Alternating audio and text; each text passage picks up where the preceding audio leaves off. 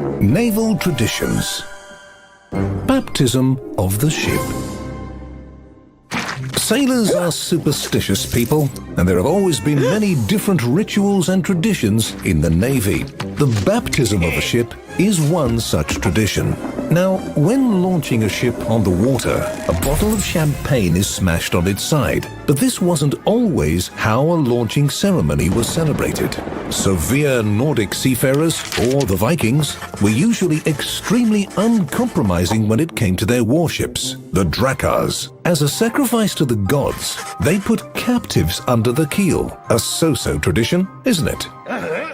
In other cultures, people were gentler and used large and small domestic livestock as a sacrifice, which they simply threw overboard. The poor animals were saved by Christianity, which abolished the barbaric ritual, transforming the bloody sacrifice into a humane and symbolic baptism by red wine.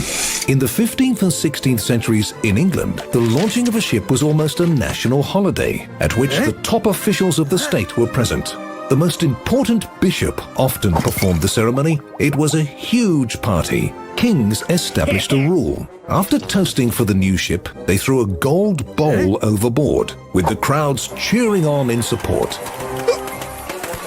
By the 17th century, the monarchs stopped throwing away their dinnerware and precious metals. And at that time, the tradition of smashing a bottle of champagne on the ship's side appeared in France. At the beginning of the 19th century, women started to get engaged during the ritual. Usually, they were noble and respected ladies.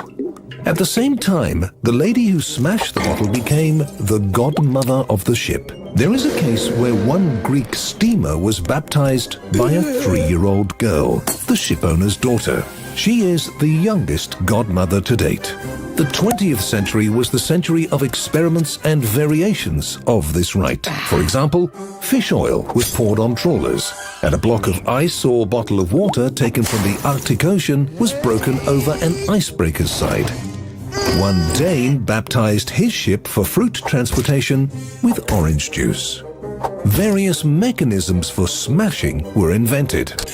One of them looked like a Roman ballista. There was a case where the bottle was smashed by radio. A signal about the launched ship was transmitted from Australia to England using a telephone, but the bottle didn't always break.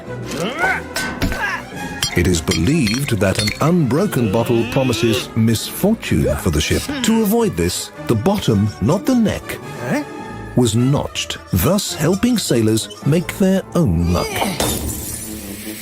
After all, sailors are not only superstitious, but also as sharp as a tack. Nevertheless, you'll discover more in the next episode.